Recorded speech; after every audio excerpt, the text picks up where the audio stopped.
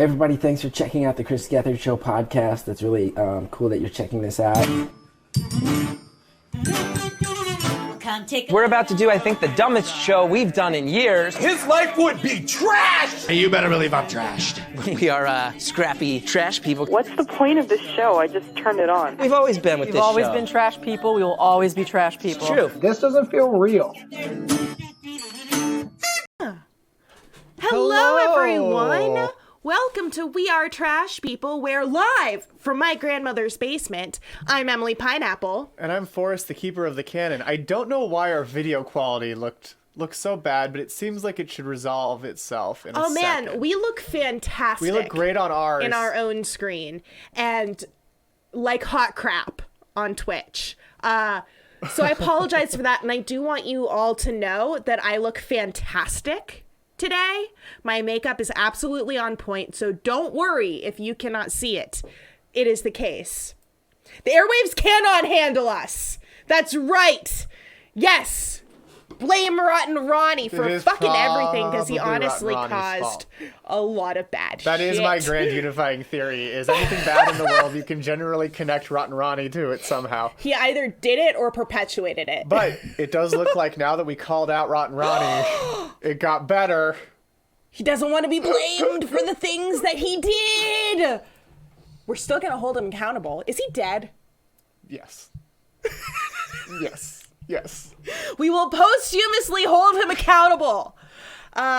Precisely, Horde Jedi, precisely.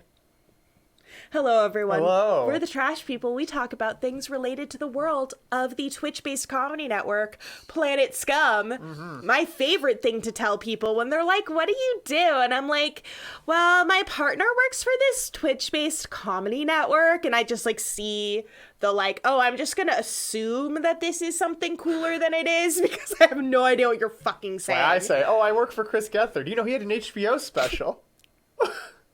That would be a lot cleaner, because I'm like, it's this Twitch-based comedy network. This comedian runs it, and he had this show back in the like 2000s, and then thank you, Premmel. You are absolutely right. So I think it was Adobe. I think, much like Robbie, I was being undermined by Adobe. But Adobe gives us all our favorite programs. Good question, Horde Jedi. Good question. Good question. Yes, that is what's up.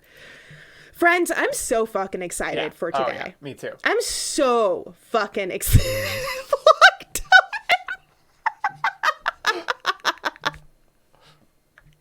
So there's this box, and inside of the box are extremely talented fans of Planet Scum. And today, when I opened up this box, but who leapt from the box, fully formed as a goddess? That's right, it's Lindsey Premmel. That's right. Hello. Hey. Hello. Welcome to the stream. Everyone, Lindsey Premmel, I am sure that you all know of her wonderfulness, but because you watched Googie Morning, you watched the art toilet, Mr. Rude's art toilet, and saw some of her incredible art. You may also know her as the incredible partner of Stephen Premmel, also an incredible artist. Mm-hmm. And just, I mean, right off the bat, I need to ask you, Lindsey Premmel, what's it like being part of a power couple, being part of an artist power couple? You know, there's a lot of responsibility. True. So I don't take it lightly. It just weighs heavily does. on the shoulders. But I'm so excited to talk to you about. That's one of the best parts of being like in an artist power couple, is that we can both just be like, am I bad? Like, am I terrible at this? Oh, yeah. Should I never make anything ever again? You should make things. Yeah, and then that. Yeah. But also, Blogtoven, it points out that you're in the newest weekly recap. Whoa, I had no idea. That's our girl. Fuck yes. Lindsey, let's get into the fucking art. Yes. Tell me the story of, let's get to know you. First, tell me the story of how you found Chris Gethard / Planet Scum. Wow. I initially found him because of Steven. Nice. We Me too, but him. Not Steven. I didn't know him. We had seen, I think it was At Midnight. That's right. I was getting social cues from Brandon. Or Steven. And we saw Chris on there, and he was hilarious, as always. And we heard that he had a show on MNN, and we were really excited to watch it. By that time, most of the MNN episodes had aired, I believe. So we started watching right around the time that they were trying to get onto network.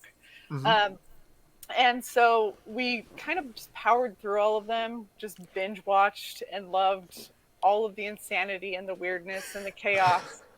And just loved all of the side characters.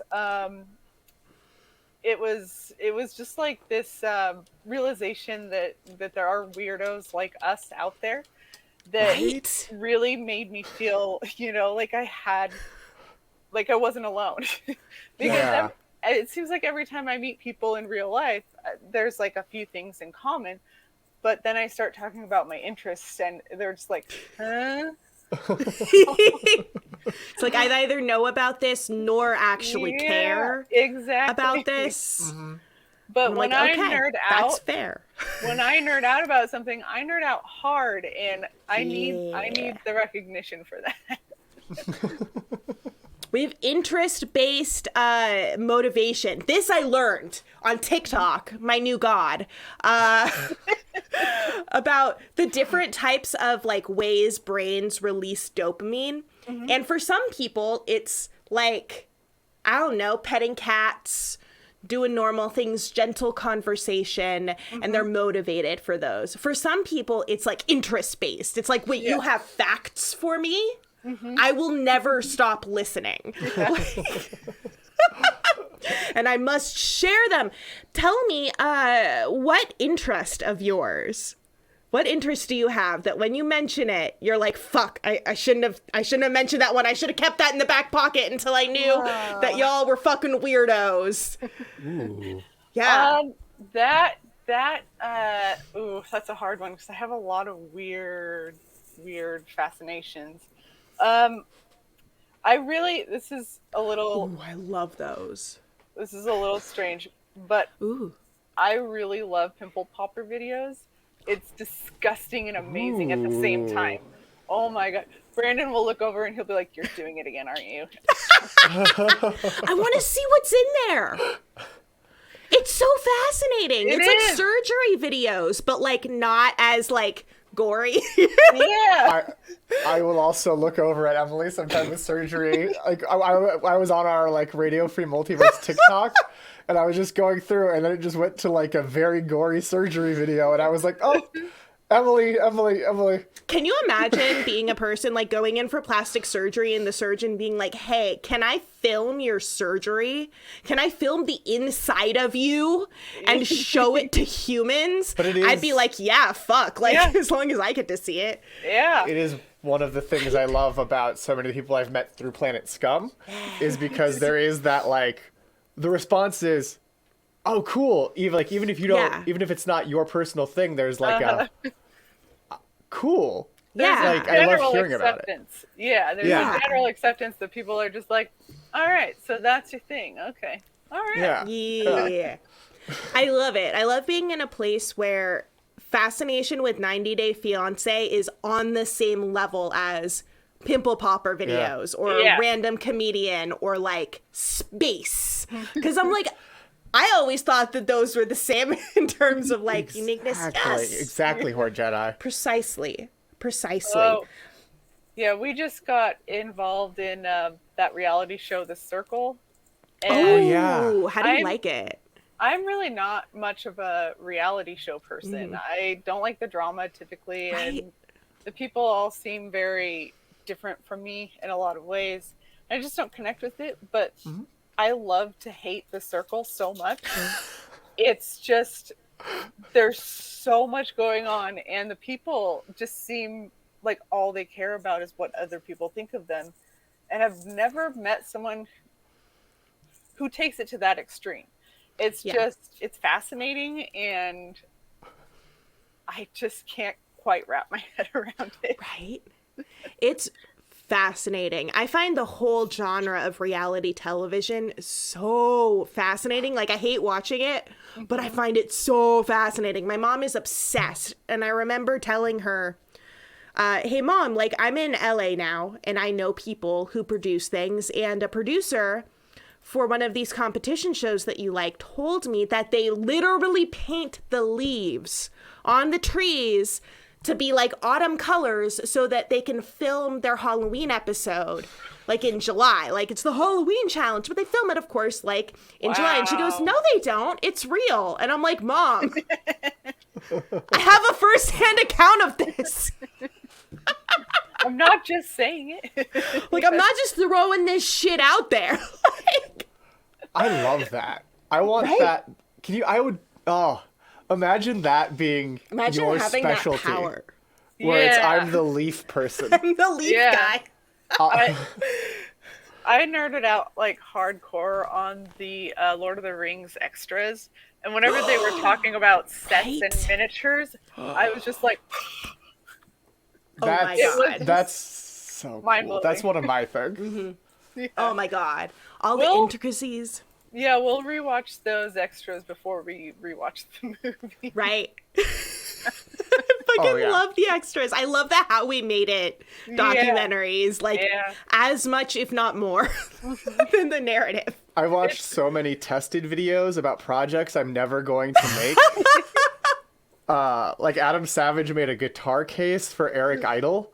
And I'm like, I don't play instruments. That was amazing. I'm never going to make a guitar, but it was the most interesting thing. Because he was like, I chose this lining because I knew it had special meaning for him. And I'm just like, I love watching creative people be thoughtful. Right? Yeah. Speaking of creative people being thoughtful, Lindsey Premmel, tell me the story of yourself as an artist. When did you start, like, really getting into art? What have your media included up to now? Tell me. It's kind of been a random just clusterfuck of life getting in the way and all this.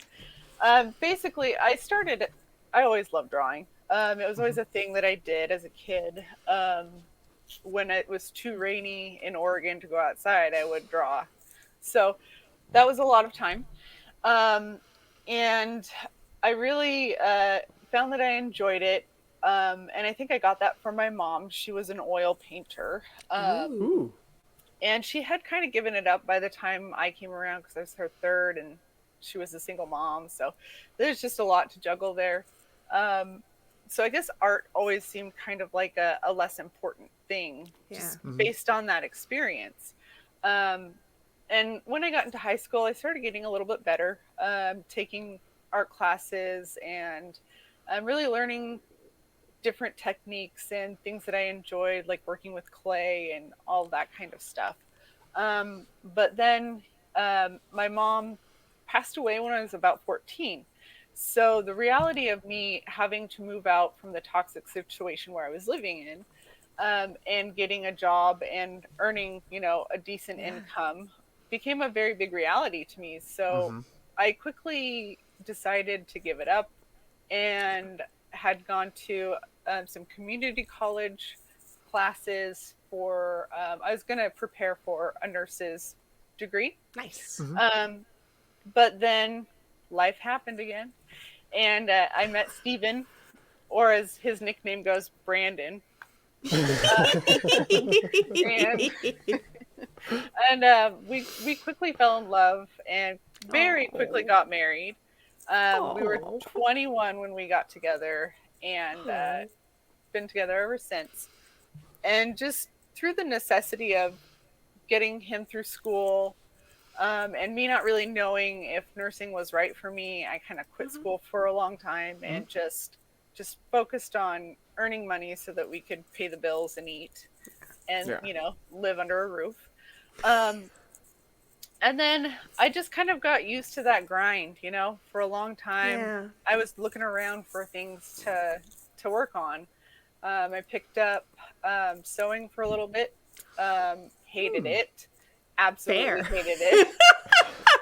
I find it most frustrating that I cannot sew in a straight line. And yeah. Were you using a machine? Yeah. It's so complicated. Yeah. There's like 3 different levels to getting your in your head to out. And you're like, now I need to know how to use this machine. Yeah. And then too many steps for me. Yeah. And it would constantly get jammed and the thread would clog up. And I'm just like, what? How is this happening? Jedi. So that sewing in a straight line is a scam. I'm here for that. You are so right, Horde Jedi. I cannot do it. I don't think it's a real thing. No. So then I landed happily on crocheting for a long time. Oh my God, my favorite. I love it. It's so much fun. You can create pretty much any characters like these guys. Oh my God, those are fantastic. Those are so good. Oh my gosh. Lindsey. They're pretty old, so they're a little dusty, but yeah, I was fucking proud of these guys. Wow. They're incredible. Oh my God, He's that's hard. And shoes. Figuring out origami, which is also like my main crochet thing, it's hard. It takes a while, but then it's almost like sculpture. Yeah. You can make anything. When you learn how to increase and decrease and like join, you're basically like, cool. Yeah. It got to be a fun, expensive habit because I wanted nicer yarn, nicer needles. But that was enough for me for a long time. I made a lot of stuff for friends and family, and eventually, like when friends started having babies, I learned how to make like little booties and things like that. But I just found myself getting more stagnant with it. Which is when I landed happily for a while on sort of drawing, sort of graphic design, which is like hand lettering and like type-based sort of artwork. Can you hand me that? And I do have an example of something that I did. I'm pointing it out to Steven so he can get it off of our wall. So this was a more advanced one that I did. And I do still sometimes practice it. It's a great, fantastic way to get used to doing like smooth lines and smooth curves. And it's a good warm up, honestly. Like I will sometimes before I start sketching things out, I'll go over a couple alphabets and get my. Did you do that in digital, or is it? Yeah. Print. Yeah. So initially I started out with like watercolor and pens on paper. And then I got an iPad. And it's super simple to do digital design on an iPad. I never knew. It was something I was always interested in, but Adobe kind of like scares me legitimately because I have no idea what I'm doing. I see all these buttons and there's just like I'm supposed to do this with my mouse somehow, and it just doesn't really make sense to my brain to be doing something with my hand and looking at a screen. Absolutely. So once that technology arrived and we could afford it, we got one for me, and we got the Apple Pencil, which is the stylus that you use. And it just sort of blossomed from there. I got to do like thank you cards for people and got to do some wedding invitations for people. So were these like paid gigs or like your buddies as a gift to them? Yeah, some of them were paid. Some of them were just hey, you're a really good friend. I know you need something like this right now, so I'm gonna take care of it for you. Which then led me into like watercolor florals and backgrounds and stuff like that, because I'd finally gotten a lot better at it on the iPad, which is just much easier for me to do than with a brush. Oh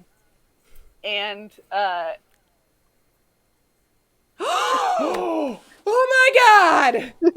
I thought it was gonna be an iPad, but it was a cat. This is Pukey. Oh, what a face! She is eternally grumpy looking. Oh. And she's a munchkin. You can tell her legs are kind of short. Oh my God. Yeah, we like to share grumpy faces together. We call her my best friends because she's always at my side. Oh my God. Oh, yeah. That is so cute. She's been with us for about 12 years now. And I have no idea what I was talking about. Making art on the iPad, selling designs and backgrounds. How did you hawk your stuff, essentially? What was your modus of getting paid for this art? Was really just word of mouth at that point. I mean, I had an Instagram account, but this was by the time the algorithms changed and you couldn't really get stuff out there as easily. So mostly it was just back when I was a Mormon, I knew a lot of people who needed stuff like this because they had hundreds of kids getting married all the time. And so that's pretty much how it worked for commissions back then. Nice. And eventually I got bored with that again. It's just something I do. And I started doing a lot of like figure study. And mostly it was a way of promoting my own self-body image. I have a huge problem with body dysmorphia, like most women do. And so I started just taking pictures of myself and just drawing what I saw. Oh, wow. That's really interesting. Is that something that was advised to you, or were you just like, I'm gonna do this? I just decided to give it a shot one day. That's so brilliant, though. If that's not a treatment, I don't know. It honestly started with, I had really wanted to get this tattoo that was in my mind for a long time. And it was a mermaid sitting on a crescent moon, which I did get eventually. But she kind of changed over the years. So basically, I started out by looking at a lot of Muka style paintings. Oh, I love those. I love Muka. He's one of my favorite artists. And he didn't really have any mermaids. So I decided to design something myself. And I knew I didn't want what I had drawn because it wasn't very good. It just never is on your first try. But it was something that gave me hope that I could be good at it. Because you could definitely tell it was a mermaid. You could definitely tell she was sitting on a moon. And it was. So you telling me you designed your tattoo that is now on your body? I have designed every tattoo I have. That's so cool. Yes! Fuck yes! Can we see? Oh my God! So I got this one a couple years ago. And I've always wanted to go to Scotland and have just sit in the Highlands and hang out with some Highland cows and have some scotch. Right? It just sounds fabulous. Cows are amazing. And they're so gentle and sweet. My super aunt, underrated creatures. Yeah, absolutely. My aunt always had them, and I loved feeding them and hanging out with them.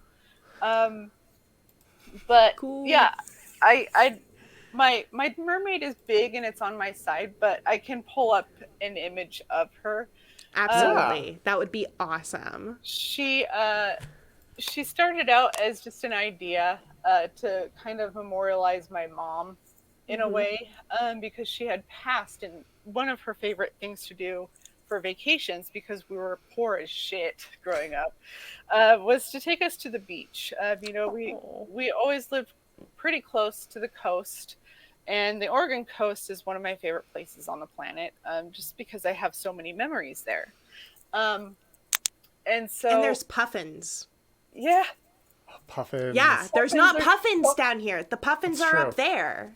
I've never seen one in real life that wasn't in captivity. Fair enough. But I'd love to. Neither have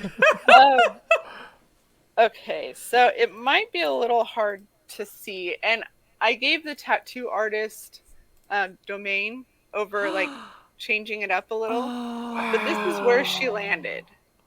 That And So moon. beautiful. I see the mucha so hard Yeah. in the like Yeah. Art Deco designs, in the posing. I love that she has a fire tail. Mm-hmm. Like, that's sick as fuck. And I was like very much impressed with myself on that hair. That's It's such fantastic. good hair. It is absolutely fantastic. I was like, how am I going to make this look more like a Muka design? Because that's what I wanted. I wanted a Muka mermaid, which doesn't exist. So I just studied how he does hair, and it's always very flowy. There's always pieces separated from other strands, and there's always kind of a weightlessness to it.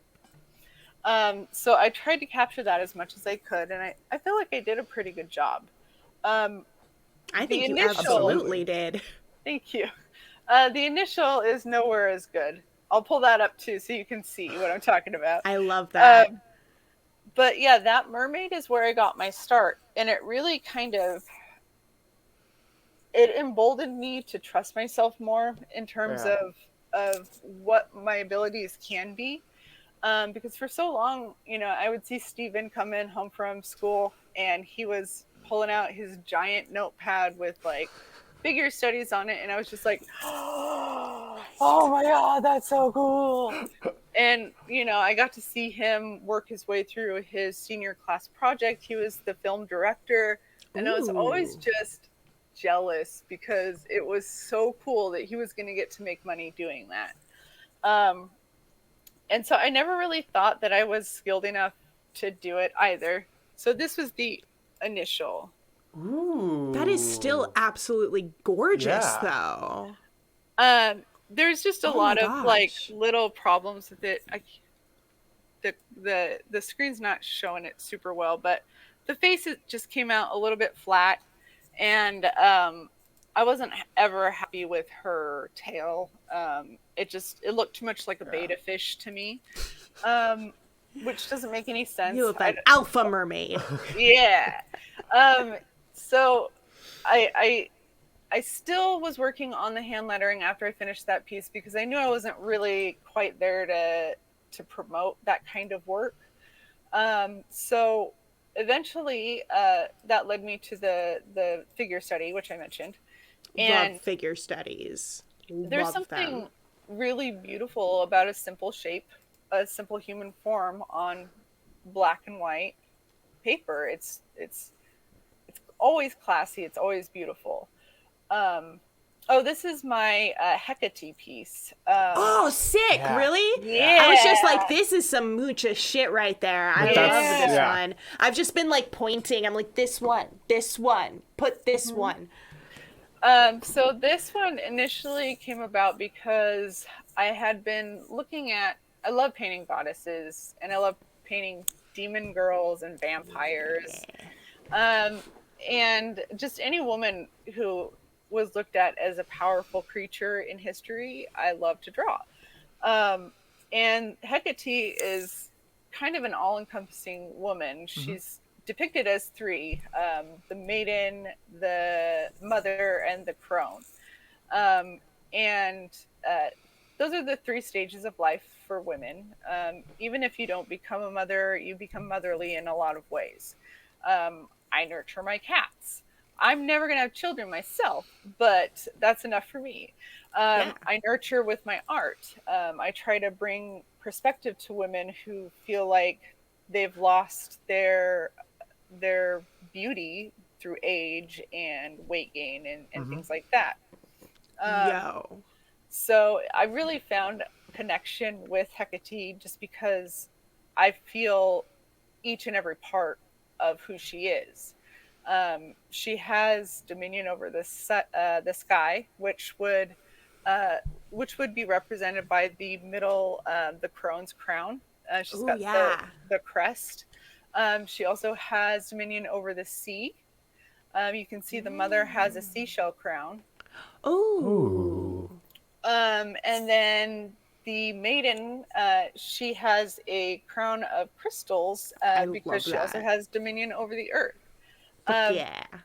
I always try to fit in symbology into the artwork and little trinkets that the goddess or demon is holding if there's an actual story behind it. And this one, I felt like I did a pretty good job of representing all that she is. She represents a lot of crossroads and entrances, so thus she's holding a key. She brings light to the night sky, so that's the torch. And yeah, that crest behind her is actually some symbology that is deeply associated with her. The little swoopy part represent the waves, and then there's of course the moon, and then the full circle represents the earth itself. So that one I was really pleased with. I did my research, and I like the way that it turned out. And I'm really pleased that I was able to do something like this, because the idea of painting and drawing and sketching and designing 3 different human bodies in one piece when I first started, that probably would have taken me at least a month. So it really felt like a big step forward for me to be able to produce something like this in the time frame that I did. But yeah, eventually the forms turned into things like demons and vampires. One of the first characters that I drew was Medusa. She's one of my favorite stories. Love Medusa. She is a total badass. Yeah. Her story is so much more sad than a lot of people realize. She was a victim of sexual assault. We'll put it that way. And she was cast out of Athena's temple after Athena found out. And for a woman to turn her back on another woman, especially in a situation like that, I felt like she needed to be represented in a new light. So my first drawing of her was just this badass chick with nerdy glasses, and she's just sitting there, just like not wearing anything, covering her naughty bits, if you will. And that one I don't have up online because it was on my old account, and that got deleted. Instagram doesn't like naked ladies, by the way. Instagram can go suck it. Tell me about drawing ladies and drawing mythical ladies. Was that also part of something that you were processing? Did that facilitate your growth? And how did drawing yourself, how did that change how you look at yourself? Did it help? Did it change your other art? Tell me. So really, I think what happened was I had been drawing myself a lot. I had lost my job, and it was a very toxic situation, and I felt worse about myself at that point than ever. So I really needed to feel good. I needed to feel powerful, and I needed to figure out a way to do it in an artistic and in a creative way. And so here's the original. Oh my god. She has a tattoo sleeve of her death. Which I thought was pretty badass and something that Medusa totally would do. Oh my god, I love that. I love the use of color with it too. You can see Perseus has like the little snake head in his bag, and you can see that her head has been chopped off. That was something that was really important to me. And I actually did the 3 Gorgon sisters initially, and they all have tattoos that kind of depict who they are and their story a little bit. So basically, I had gone through and drawn as much of myself as I possibly could. And I started to feel kind of powerful in my own form. And I started to feel like there are so many women out there who were going through the same struggle, but we're all goddesses in our own right. And then I came across Medusa, whose story I feel strong connection to as well, because every woman's been there. You know, we've all been assaulted in various ways, and it's a sad, unfortunate truth. But I wanted to take power over that, and so I didn't draw myself as her. I drew a body similar to mine as her. And that really sparked my curiosity and really sparked my fascination with goddesses and demons and demigoddesses. And I just kind of went down this like rabbit hole of internet research on goddesses. And the more I did it, the more I realized that depicting these women in the way that I was helping a lot of people. I would get messages from women saying they had felt ugly since they were in their late 30s and not feeling good about themselves after having kids because their body wasn't the same. And it just honestly brought so much joy for me to be able to show them that these bodies, they're not only okay, but they are beautiful in their own way. You know, stretch and marks. They're normal. They're so normal. I learned on TikTok, once again, my God, that there is actually like for women's bodies, for people who are cis or not, you know, there's more puberty to go through once you reach your 20s. You just gain more weight. That's just what it is that human bodies, when they reach that age, if they've got all of the junk inside, then they gain weight. And I'm like, oh, yeah, I'm going to stop feeling bad about myself. And honestly, your art has absolutely helped me with that.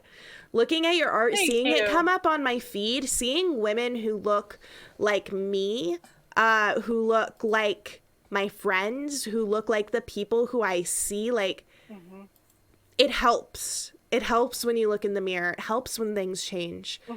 I'm really curious, in researching goddesses and doing all of this stuff, and it's totally fine if you're just like, meh, this really didn't have an association for me, but was that related to you leaving your church, leaving your faith of origin?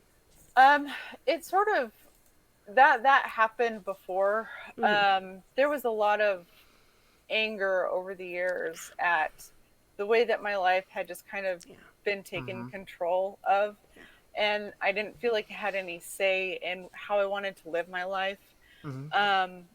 And there was a lot of guilt associated with leaving. As I'm sure a lot of people have felt after they leave a religion like that. I mean, it's an intense place to be, especially in Utah, because it's like a fucking fishbowl there.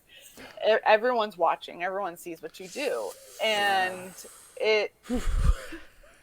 I felt a lot of guilt associated with wanting to try new things, like, hey, I want to try beer now. That's something I didn't get to do before. I'm 30, so that's kind of weird, but I'm going to do it anyway. And there was always a little twinge of like, I wonder how disappointed my family would be in me right now.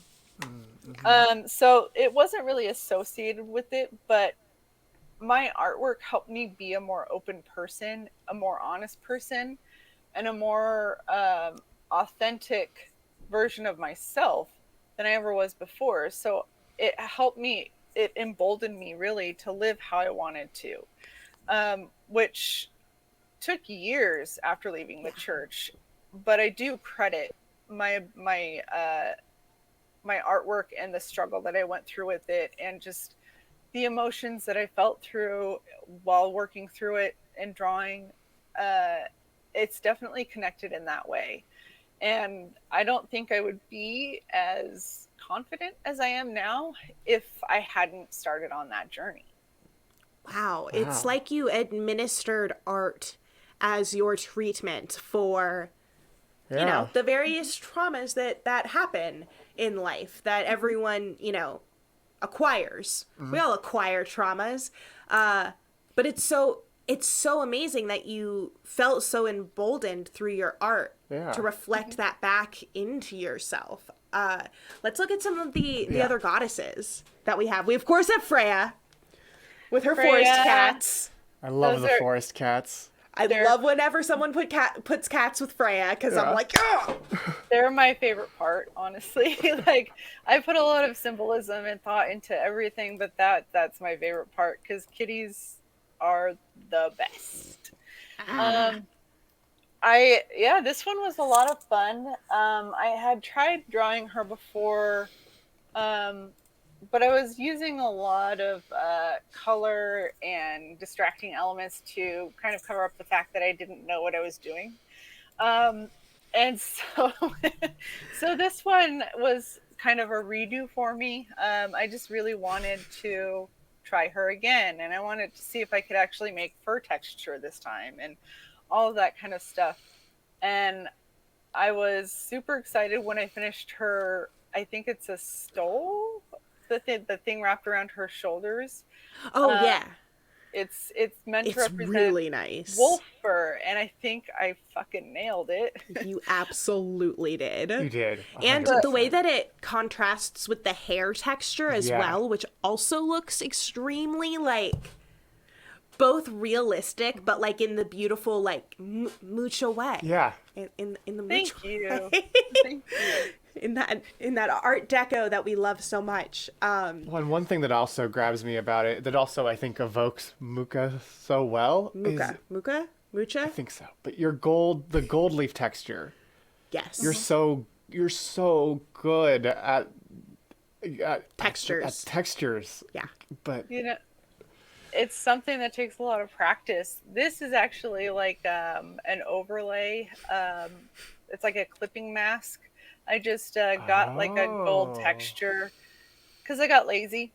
Yeah. It happens. Nice. That's but fair. It works. Yo, great artists copy. Like, fuck. Yo. It's about the finished product. It absolutely is. But the thing that I was excited about the gold on this one was that I like did separate layers for the different, like you can see the crests holding her stole on.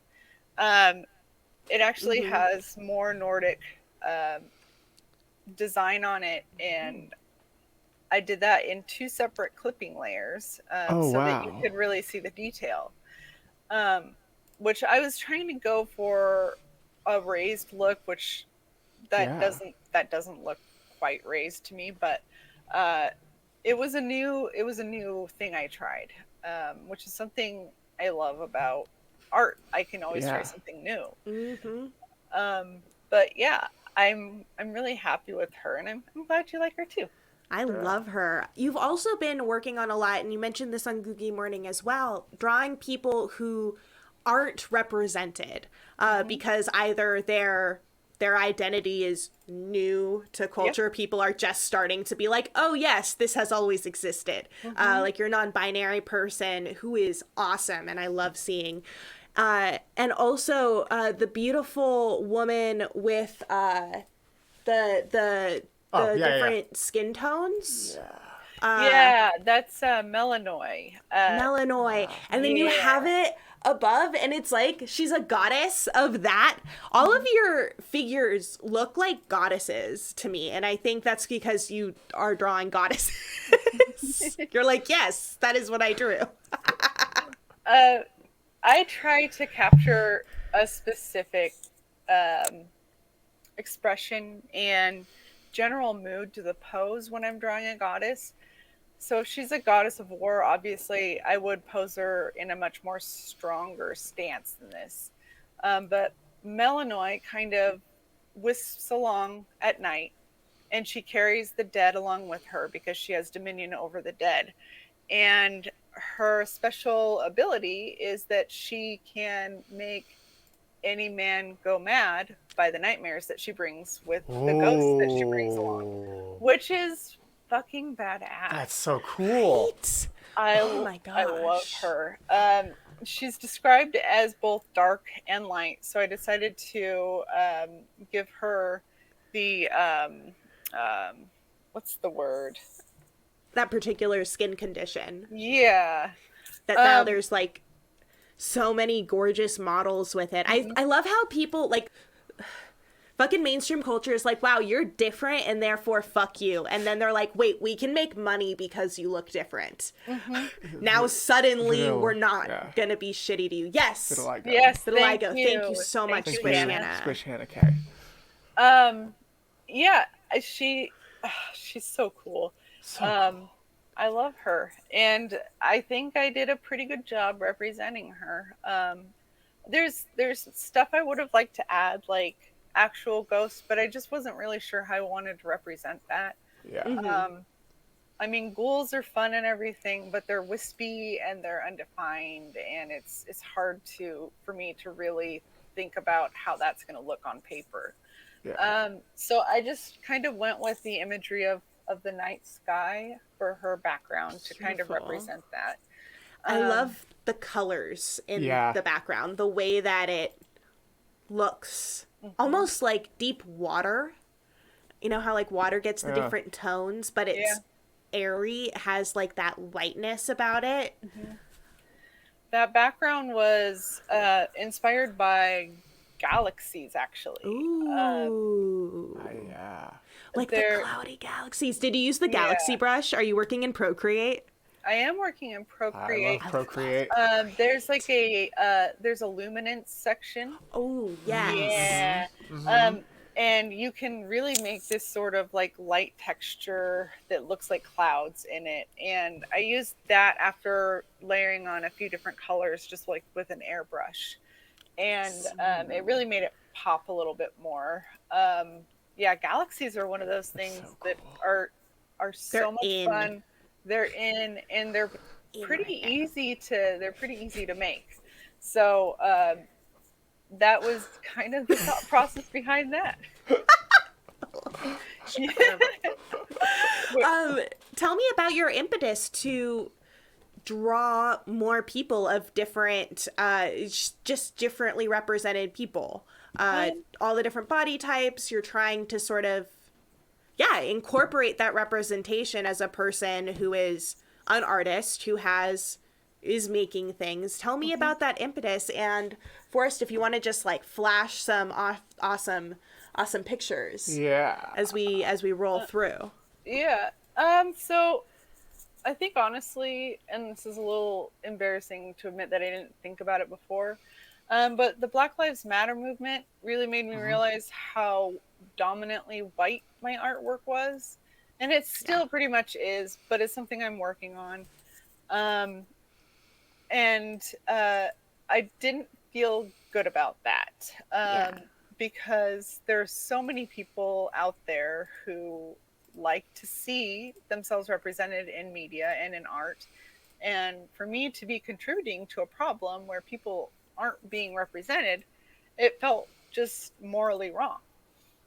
So once I got into drawing more Black and brown people and trying to give honor to them in a way that was respectful and kind, I started thinking about people that I hadn't represented yet, like trans people, people who are non-binary, people, gay people. I did a piece that I called Smooches, where two cute lesbians were smooching, and I felt so good about it. It felt really liberating because I also recently came out as bisexual. So it's all been kind of a journey there for me. The redheaded one, I think, kind of represents me a little bit. But yeah, I really wanted to start exploring more. And yes, I am on that. Yes, exactly. On that shit. Thank you, the Argyle. Also, high five to ladies who realized they were bisexual after finding their soulmate who is a man. Air high five. I'm just like, oh, well, I guess that's something I don't have to think about, because it's funny. Like I mean, being Mormon, it's just not something that like I thought was possible. You know, people always taught me that it's a decision, it's a choice. You know, and while I didn't inherently believe that, and I always kind of knew deep down that there was that attraction,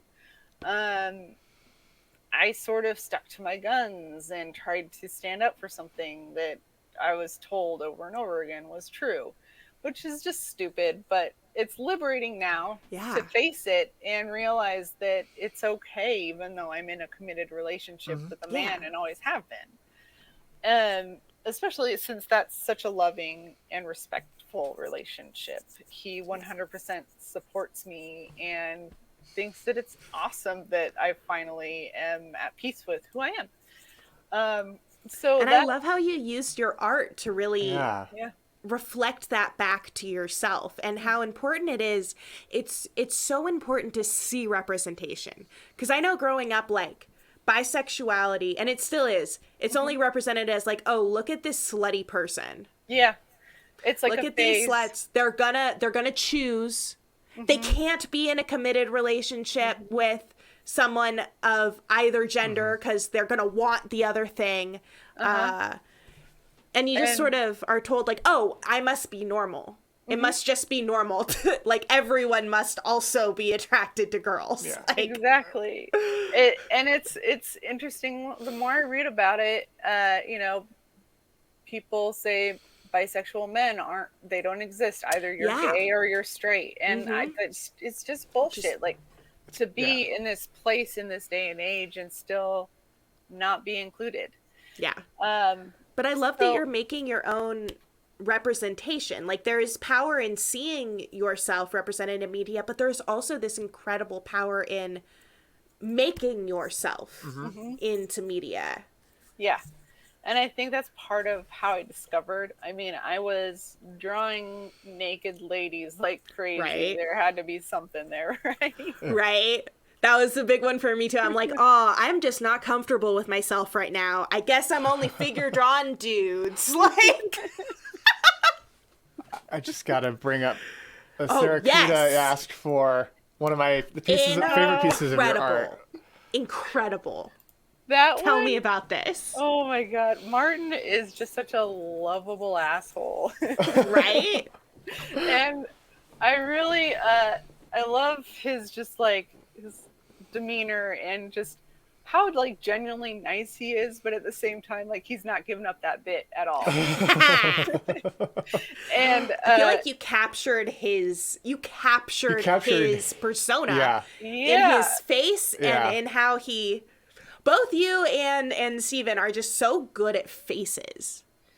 It's really difficult to get a likeness, and it takes a lot of time. Like, I wouldn't have even tried even a couple years ago to do likenesses for people that I know so well and people that I admire so well, like Martin. I would only do them in private to practice, really.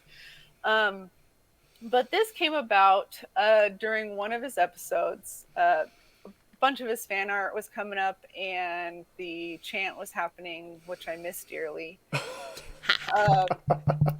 And I was just like... I feel like he's never going to bring it back because he knows everyone wants it. Oh, that's got to be it.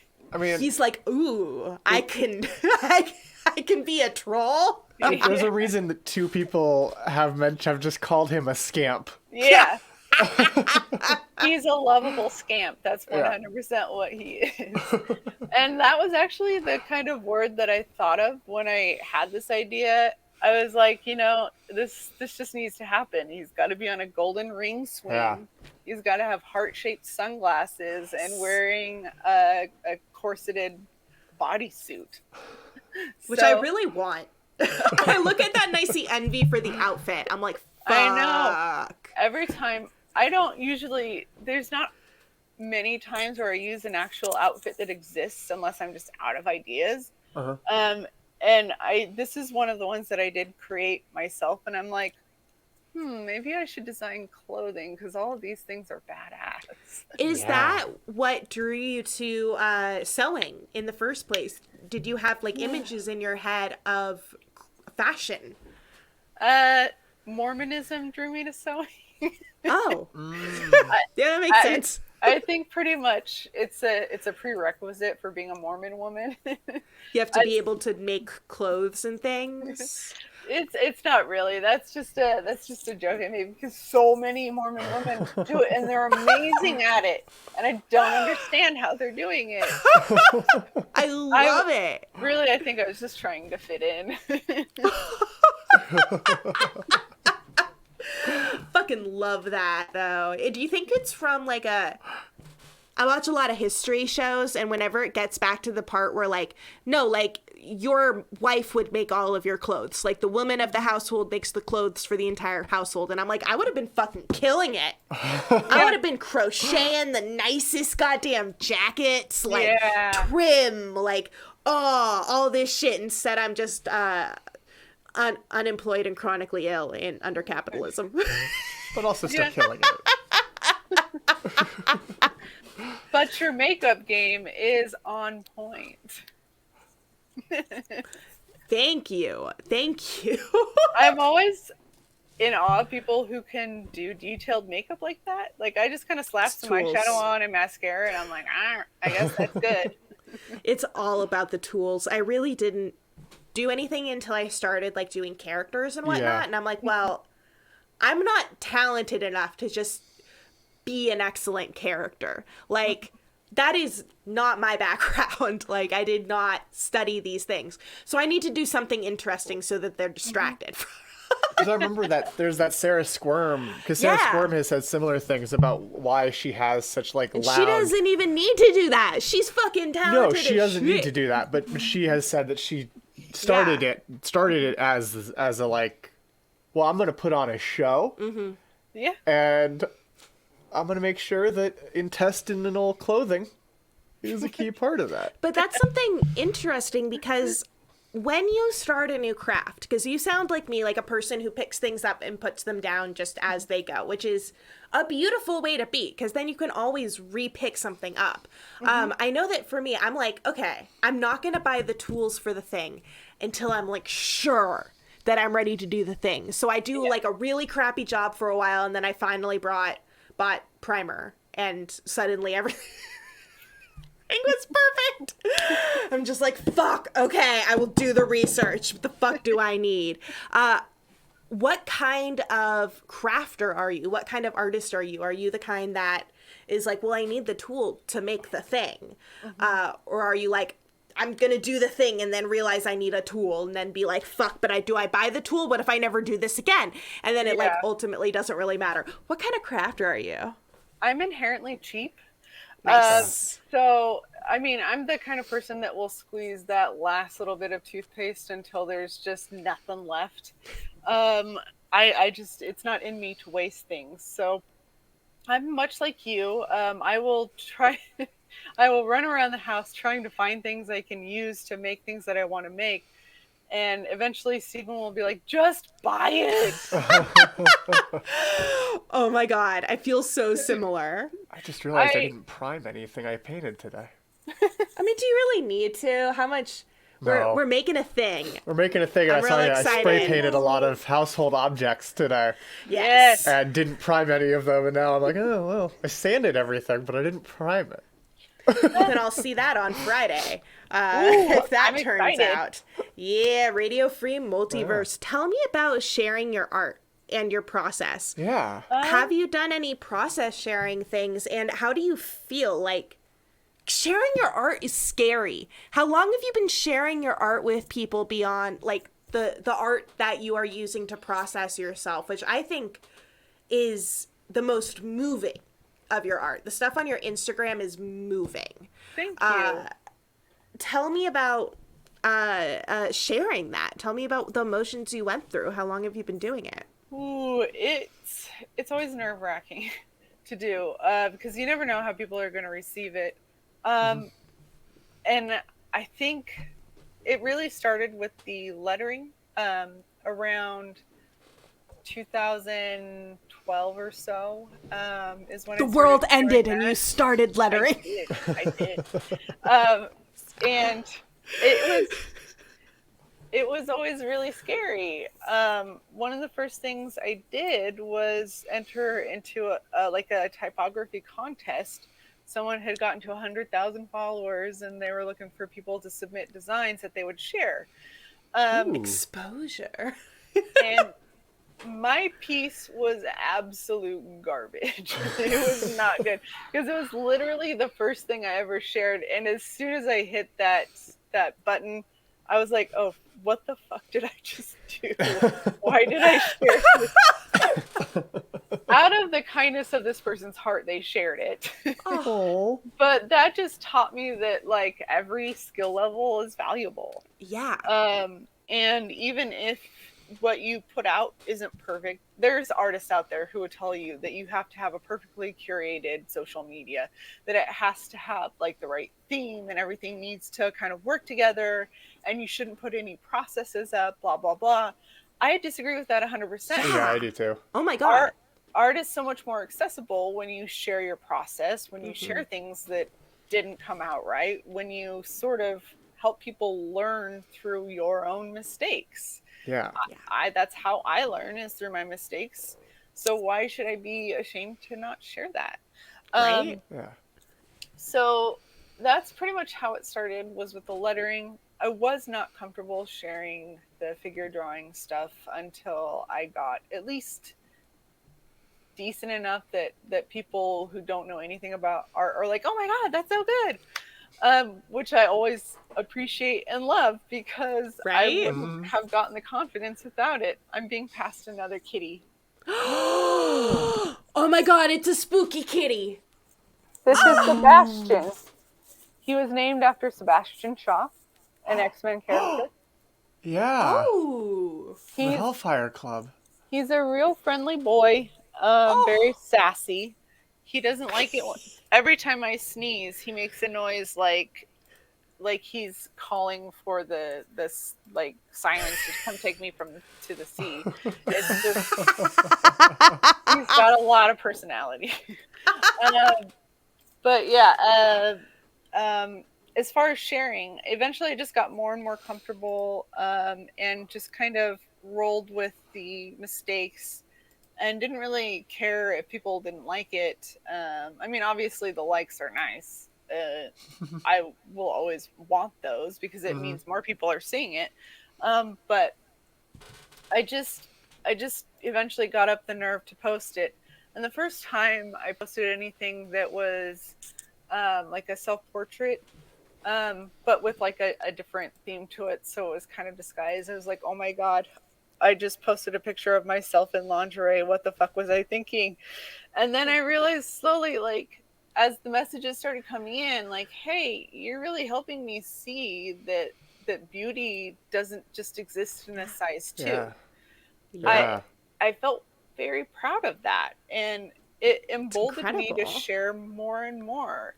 I've had women come to me and say, can you please draw me? I can't offer you much, but I feel horrible about myself, and I'd like to see what you think about me.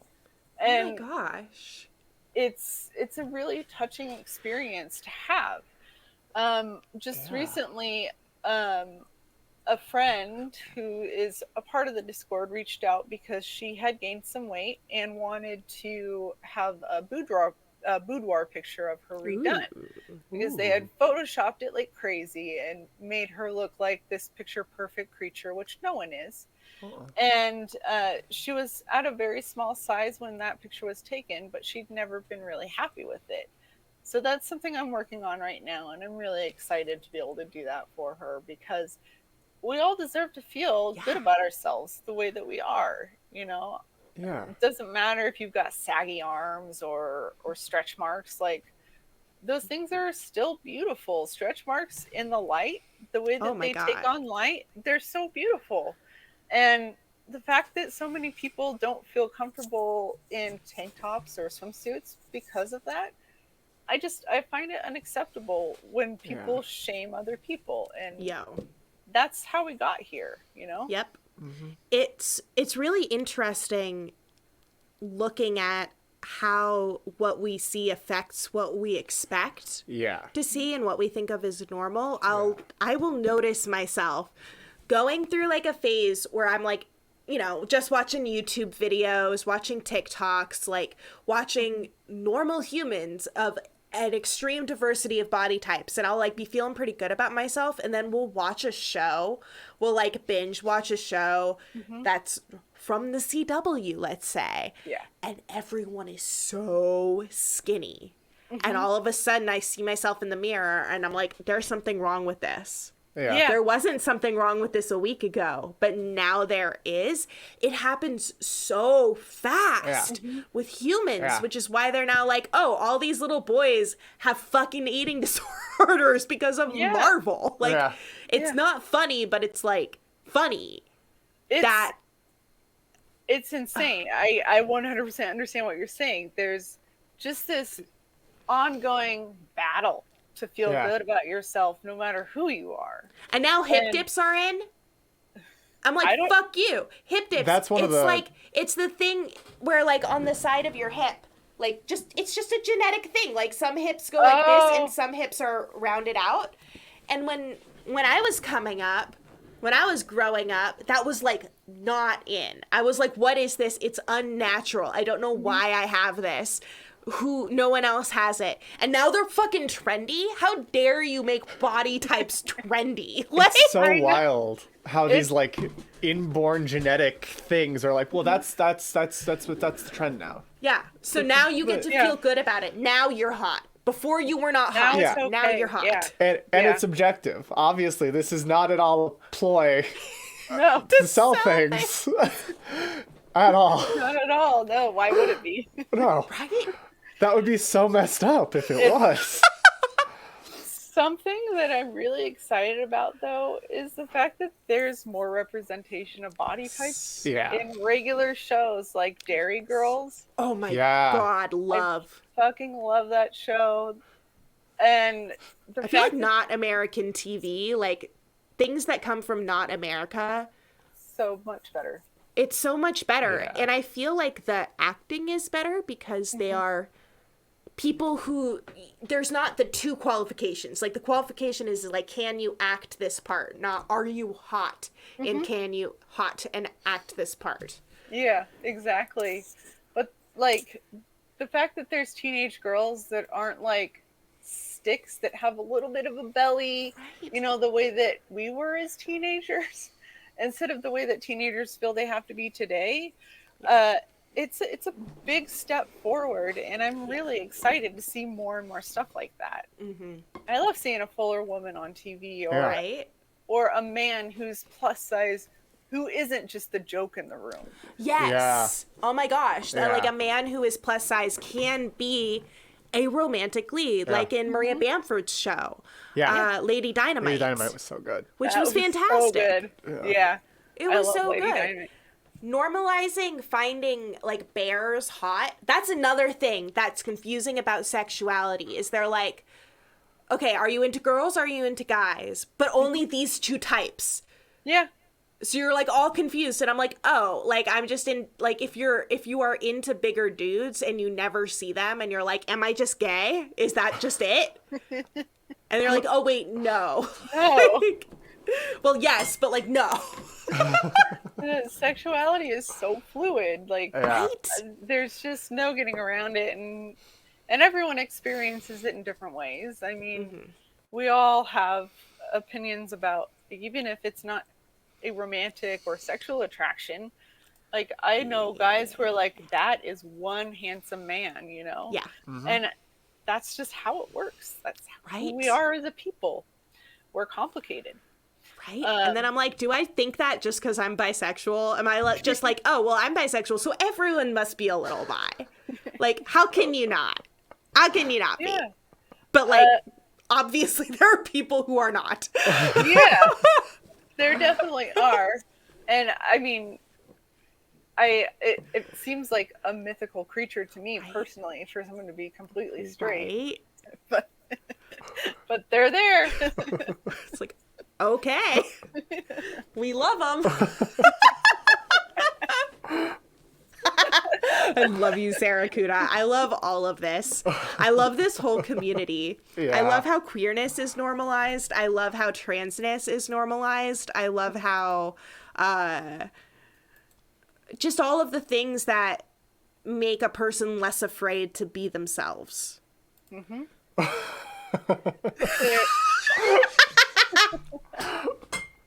Yo. Good work, Eric Germ. Yeah. I appreciate you.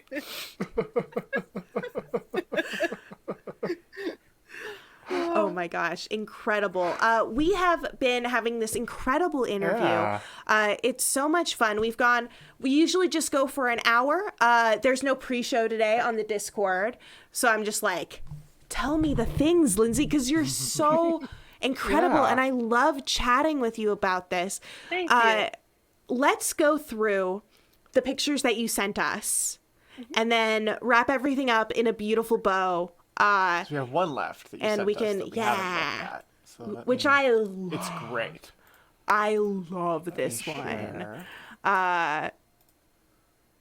I love how you put everyone in these geometric shapes. Is that Yeah. like you sort of taking Mucha to the modern? I love how modern and Yeah. like now all of your designs are. Like I yeah. know in 10 years they're going to be like, that's a 2020s sort of thing. That's a 20s design. And I'm like, yeah.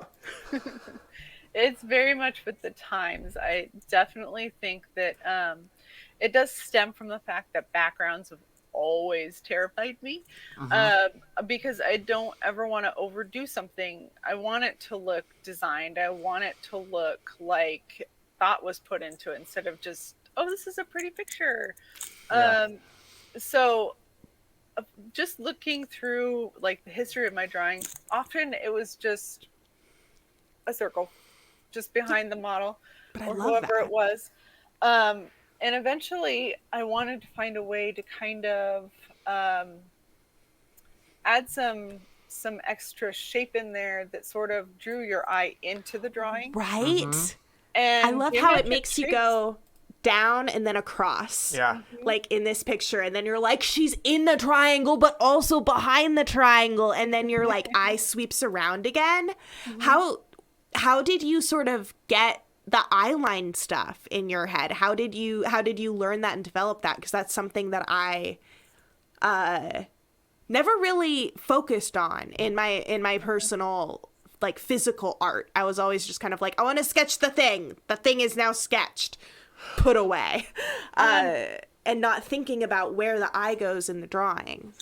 The biggest thing I think for me was I had gotten pretty good at painting, and I'd gotten good enough to where, you know, the light reflects where it's supposed to. The shadows are where they're supposed to be. And the hair is highlighted the way it should be. Like black hair was always something I was scared to draw until I realized I could just put some white streaks on top of it, Yeah. and there you have the texture. It's beautiful. And eventually I realized that just a model standing there with the circle behind it is fine, but I could do so much more with the shape. Like that's a very natural pose that she has. Yeah. It's not really all that dynamic, but between the lines of the leather lingerie, which also was a first for me. I'd never drawn leather like that before, and Ooh. I was pretty excited about the way that it turned out. There is a lot of texture on Yeah. that. Oh my God, that's gorgeous. Did you use a specific leather brush, or did you clip it? So I used, what I did was I started with just like obviously a flat black color, and then I used an airbrush to kind of give it a highlight in areas, and then I overlaid it with the leather texture. I think it's called like old skin in Procreate. And I just basically shaded the areas on that texture and highlighted the areas on that texture that needed to be, until I got to the point where I really liked how it turned out. And once I got that lingerie done, I was like, she needs some gold grommets in there. And then I realized this shape was just a little boring, and I wanted to kind of highlight what I felt was movement. Well, it's a static picture, obviously, but it looks like she was in the process of moving into another position. And so I really wanted to highlight that with some shapes. And this happened with a couple other pieces, but I think this was the first truly successful one, in that it kind of, it brings your eye in from the left there and then draws it down.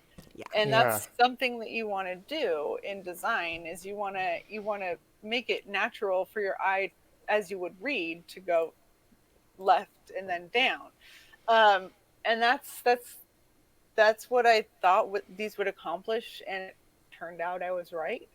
And really, the technique of it is just getting the lines straight, with like a graph paper insert that I have, and just making sure that they flow with the body. There's a lot of manipulation that happens after I draw the shape, just to kind of see where it should be placed.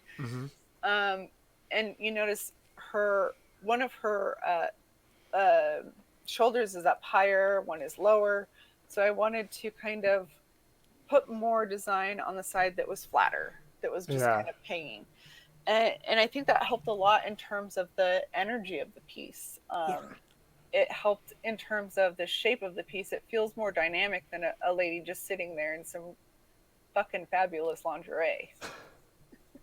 It is fucking fabulous lingerie. I love how the triangle around her arms, where it cuts across, along with the design of the lingerie, it feels almost like confined, you know? Like she's being like tied up, but like in a sexy way.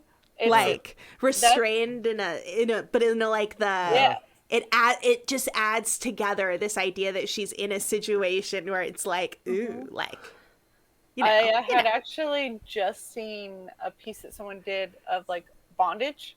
And that's kind of what I was thinking when I was drawing these. I was like, this is like a geometric version of that. And so I'm right there with you, Emily. I was thinking the same thing as I was drawing. I was like, this is a little bondagey. Yeah. But in this like really soft way, like soft bondage. Kink for people who are like just interested in hearing stories. I had a job where I listened, where I produced people telling their real life sex stories, which also, of course, ended up being a lot of gender stuff and a lot of relationship stuff, because apparently that's not mainstream. Apparently you can't go into a fucking comedy club and be like, gender, or not comedy club, but like storytelling event, and just be like, gender, this is how I feel. That was also a few years ago at this point. Was a few years and I ago. think has hopefully changed. I think so. And in San Francisco, a little bit here. It's always here. It's been more different the whole time. San Francisco is, but it's the San Francisco Bay Area thinks that it is so progressive, so people can get away with things like that. Like, they don't really want to hear your gender story, but we're so progressive. Yeah. We're going to sit here and like nod along because we're good people. Now we're going to go back to our high rise and not think about the systemic problems that we are contributing to. Yep. It's much the same way in Portland. Everyone thinks that they're streets ahead. And there's no people of color in Portland. No, there aren't. That was so weird to me when I was there. I didn't notice that because San Francisco is heavily populated with people of all sorts of, especially Asian descent. Not as many black people, because that is a very there's a lot of brown people and there's a lot of Asian people in San Francisco, and I did not realize how used to that I am. Which is also a very Bay Area, like, I'm not part of the problem sort of thing to think. I'm a good white person. I'm a good white person. I feel weird when there's no people of color. But it is weird. It is. Well, I mean, we had lived in LA for like 18 months after we moved away from Utah. And how was that? I lived in LA for Crazy. college. We just tried to experience everything that LA had to offer. We lived in the Wilshire district near Hollywood. That's where I live too. Yeah. It was like the weirdest thing to be walking around all these Korean grandmas just on their way to the market and being so much taller than them. And then it was just like super cool because we got to try foods that we never would have got to try while we were there. Is Utah like hella white culturally as well? I'm such a Bay Area, like you think Portland and Oregon are like the whitest place on the planet? Just go to Utah. I mean, it's like less than 2% black population. Yeah. I mean, San Francisco's similar, I think. And San Francisco does not like black people. It's awful. There's a reason that there was the last black man in San Francisco. I remember this is so sad, but I remember the first time I actually saw a black person in Utah, and I was like, oh my God, there's a person of color here. I thought everyone was white. And it's really sad that that's the fact, because you miss out on things when you don't get to experience other people's food, other people's cultures, learn about their history. I mean, we're all learning that there's so much that we don't know about other races' histories. I mean, I didn't it's know just about, not put in school. I never learned about Black Wall Street until until recently. And it was massive. It was huge. It was so fundamental to our country's entire history, and we just literally are not taught about it. We were not taught in California learning about the missions. They were not explicit. They're like, oh yeah, and then they also had the native people help. It's like, no, they enslaved the native people. Like it's like the Japanese concentration camps. We just put them in camps for working during the war. It's fine. Don't worry about it. It's fine. Yeah. No, it's not fine. I was blown away because like I grew up in a area where I was like one of 3 white kids at my elementary school, and I still didn't learn about Black Wall Street. I still didn't learn the missions stuff. Got touched on a little bit, but that was very much because it's my California 5th grade history. That was because my 5th grade teacher went rogue. No, that was because my 5th grade teacher went rogue. Like when I tell the stuff I learned about Columbus in 5th grade when I was being introduced to Columbus, which was much closer to the real stuff, it was like, you learned that? It's like, how do you teach kids about evil fucking dudes? Like evil things? I mean, but you have to. You can't lie to them about this, because what if that's the only thing they remember? What if that's the only opportunity they get for that type of education? I know. I personally am pissed that my education was not complete. Yeah. I would have been so much more enriched by learning these things, and I would have been a better person. I would have been a more thoughtful person, and I would have been just better equipped to deal with the shit show that this past year and the past few years have been. Just to really have that kind of hate opened up into the world in such a visual and such a open way, it was shocking. And being kind of slapped in the face with like, I'm part of this. I'm part of the problem, and I'm so sorry that I am. I'm going to do everything to not be that problem. And just navigating like how to do that without, demanding it of the people that you know. It's like, hey, brown friend, teach me everything. And they're like, are you fucking kidding me? And I'm like sitting there, and like the one time I am white. I am a white person. I appear as white. I'm also Jewish though. There has been one time in my life where I was like, oh yeah, like I'm Jewish. And the guy's like, oh, I heard something really interesting about how, during the Holocaust, people were mad at Jews because they actually had more wealth. And I'm like, are you just going to ask me about Nazi propaganda in this bar? Is this what being a person of color is like all the time? Yes, it is. Was there an Emily-shaped dust cloud behind you as you were running away? Yeah, I like.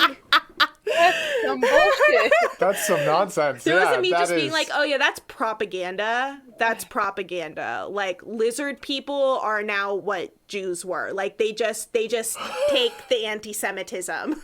Yeah. Oh my god. I mean, Right, and he didn't mean anything bad by it. Like he was just But I- trying to like connect to me and be a conversationalist. I mean, I think that goes again. Was that here or LA? That was here. That's what I thought. Because Yeah. that goes back to the whole with the Bay Area being like, well, we're not Yes. part of the problem. It's like, but And noticing those You things also- in Yeah. yourself. Yeah. Noticing Yeah. the times that I have done that Oh, for to sure. people of color. Yeah. And people of other religions and being like, oh, that was fucked up of me. Oh, yeah. I need to Yeah. learn and grow. I keep having these memories and I'm just like, son of a bitch. I can't believe I did that. Right? And just like praying that the next time I start doing something like that, I'll notice it and Yeah. stop. Or like, you know, you temper it. It's a lot of the same kind of shit people of color have had to do the whole time because I mean, white I people can't are even fragile as imagine. fuck. They've got to just be like, this fucking guy again. Like, what the hell? Right? And so to conclude white people talking about the struggles of people of color section of this show, yeah, yeah, that was. like, Yeah. is the lampshade pretty enough? Is the lampshade pretty and distracting enough? But I mean, it's true, and it's the kind of conversations that like white people have to have with each other to like think about things and think about how we're introducing ourselves to stuff. And I think that it's so powerful how you do that in your art. Yeah. And how you're Thank you. addressing that in yourself and in others, and how it's important for people who are creating things to represent people, because we're not gonna get hate for that. We're not. Like, No. we're white people. We might, because we're like ladies. I won't. But yeah, he's not. And so it's so Premmel laugh. I fucking love it. Lindsey, tell me what your dreams are for your art, for your, career, to put it in capitalist terms, for your existence as an artist within perhaps like the economic part of it, if that exists, and just what you want your legacy of art to be, what you want your portfolio to look like. In terms of the future, obviously it's always going to be the dream for that to be my living. No one dreams about being a payroll assistant for a chain of mini marts. Like, that's just no one's dream. But it's the reality. And hopefully someday the reality is that I'm making money off of commissions and my artwork and selling prints. I am horrible about updating my website because I don't fully have a grasp on how things work, and I, for some reason, can't get the contact forms to work, and it's always just this like looming thing over me. But that's part of the plan, is to get that up and going, and make that a priority, which has been a goal for a long time. But this year and everything going on has just gotten in the way. But eventually, I would like to be able to sell my art as a full-time job. Realistically, I want to move to the woods with Steven and just paint all day, and he can paint and write and do his fun little Hellfoot videos. And I love the Hellfoot. I know That was fucking so good. killed That me. was so good. I helped him through all of that. My hands were featured in there. And I didn't know how he was going to edit it all together, and I didn't know that music would be playing. And I died when I saw it on Riley's show. It was just perfect. But yeah, that's what I want my future to be. Just calm, peaceful, painting pretty things. And what I'd like my legacy for artwork to be is to really show, yes, I was the executive producer. Thank you for that credit. That's the other fun part of being part of a power couple, is that like most of the things that I make and that he makes were touched by each other. Like we're made better by each other. And not in a way that like we would put our names on it, but like in that way. And not even in the way of like the this book was transcribed, researched, and then organized by my wife, whom I thank. No name, not her name. It's like, dude, she made the book. Like, what are you talking about? Like, she did your research? Like, that's not just a thanks. Like, no, that's definitely that's co-author. That should be a named co-author. Yeah. In so many of those cases, it should be the wife is the author, right? And then the guy as like with assistance from right. Like that's what our lives would be like back in the day. So thank God for that. By the wife. Also a paycheck. You're correct. Yes. Oh my God. But as far as my legacy, I just hope that I can help younger artists see that it's a journey. People who are just starting out, older in life, it's okay to not be perfect, right? And to, above all else, be inclusive in what you represent. Because the more that we do that, the better the world will be. The more open people will feel, and the more confident people will feel, the better it will be. Mm-hmm. Beautiful. That is so beautiful. Yeah. I wanna wrap up this interview with a beautiful bow, because I want to thank you so much, like, for taking so much time with us. Yeah, thank you. We asked for an hour, and you gave us an hour and a half, and it's beautiful, and I appreciate it so much. What does being in this community and involved with these shows that solicit art, what has that meant for you as an artist, as a creator? Gethard has a way of getting people involved who normally wouldn't get involved. Mm-hmm. And I find that truly inspiring. It's a beautiful thing for people to come together and make something. And there's so much inspiration to be found there.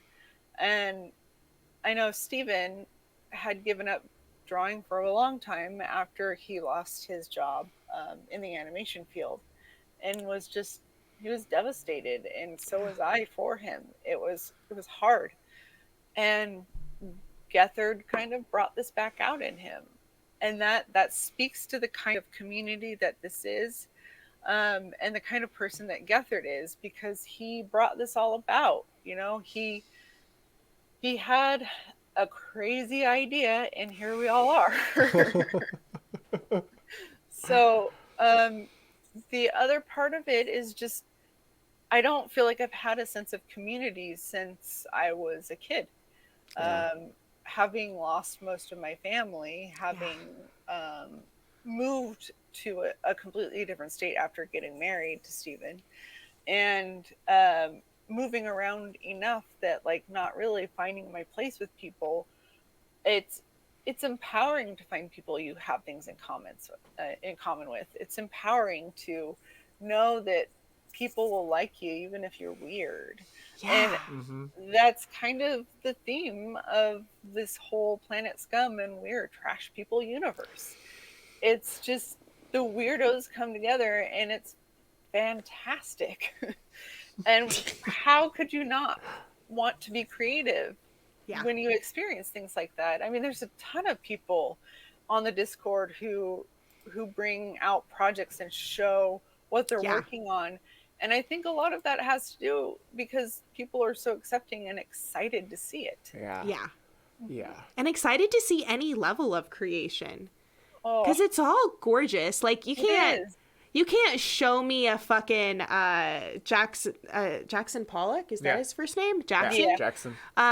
You can't show me that and be like, this is art, but this other thing that someone made and brought them joy in their backyard, like in their time off work, isn't art.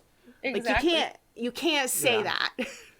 And anytime anyone who isn't part of this community sees my artwork, they're just like, oh, I could never do that. Like I could maybe do a stick figure. And it's like, well, if you wanted to, you could.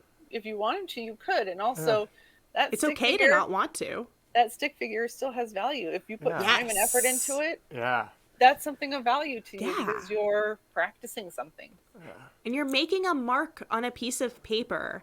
I just learned that there's this fucking graphite sculptor that lives down the street from me. Those are so cool. Right? It's like those little hands that you do pencils with. He molded his own hands in different shapes like in 1997 and has been like carving shit ever since. And his whole thing is like just the act of making marks is therapeutic. Yeah. And important. And Jackson, Maine. Thank you. Yeah. Thank you, Stephen. Thank you, Stephen. Thank you, Lindsay. Thank you, Lindsay. Everyone. Thank who you. has joined us today. Thank you, Horde Jedi. Thank you, The Argyle. Thank you, This Is Ish.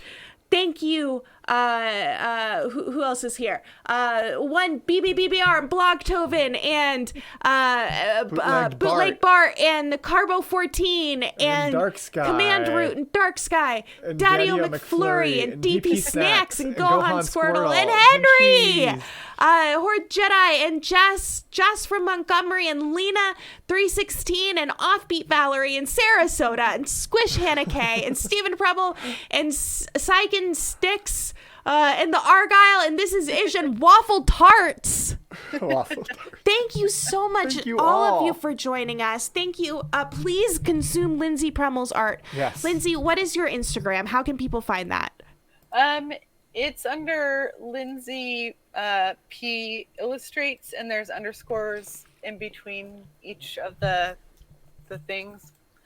Steven's typing it out now. Yes. And we'll also include a link in the show notes on our website when everything goes up. Absolutely. Yeah, that's where you can find me. I love it. And I want to put out a call to all of you. We have had the most fun highlighting artists, talking to the artists in this community. And we had this incredible opportunity last week talking to Horde Jedi about what she's studying. What? All of you people. So if you're studying something cool, are you doing a thesis? Did you do a major in college in something that's just like fucking weird, or like that you just fucking love? Did you write a paper that you just fucking loved? Fucking slide into my DMs because I want to talk to you about it. I am like obsessed. Are you a scientist? Tell me about your science. I fucking love science. I love it. I'm like, I don't have the patience to be a scientist, but I fucking love learning shit. Science is dope. I mean, right? And I would second what Emily said. If you're doing stuff, get on the show. It's a blast. Oh, You'll thank have you. so much fun. Thank you. It is the biggest honor to just get to talk to people about the cool shit they do. It's so it's inspiring. what I would do every moment of every day. Because it's just so much fun.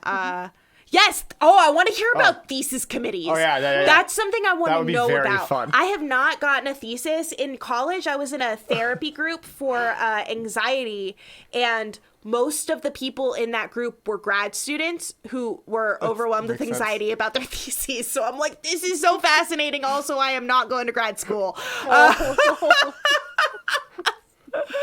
Thank you, Horde oh my Jedi. God, Horde Jedi, you're such a sweetheart. But yes, everyone, you have about 20 minutes before the show. Before Planet Scum Before Live. Planet Scum Live, we're gonna check out what's in that box. You're gonna check out Lindsey Premmel. You're gonna slide on into my DMs or our DMs about cool shit that you're learning. Yeah. Things that you love. Do you have a special interest? Do you? Do you have a special interest? I want to hear about that shit. Tell me about frogs. I really like frogs. Frogs were my special interest. Tell us about those little green guys. Yeah.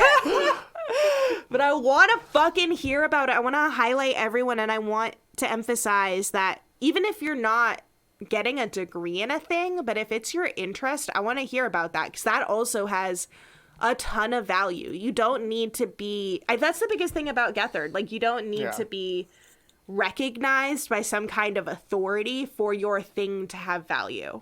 And I feel like that's am I vain in saying that's a really nice place to stop? What? That quote of mine being like, even if you're not recognized by some authority, your things have value. That's like that's a huge part of what inspired me. And so, it's what you make and what you do has value, even if... What was your quote? Say your quote again. Oh. Yes, please. Thank you so much, Head Cheese Henry. That's the other thing, is everyone's so excited about each other's art. I fucking love seeing Henry's art. It's Henry's art is so cool. I love it so much. Henry makes amazing wrestlers. Yes. And they're all characters too. That's what I fucking love about them, is it's like different like ideas for characters. I fucking love it. It's the best. It's the best. I never can like not smile seeing it. Right? Yeah. Right? Everyone, enjoy the show. Join us for the post show. I'm going to do a bit on the post show where it's show me what you were making during the show. So if you make shit during the show, just like doodling or sketching or working on a project, I want to see it. Show me your works in progress. And it'll be the 1 year anniversary of Susie's time tonight on the post show. Oh. So you gotta be there. You gotta check out there. Susie's time. Okay, it is Susie's time. Congrats, Susie. Susie's time. Yeah. Good night Fucking and yes. good Good night and good con, Good night and good everyone. con.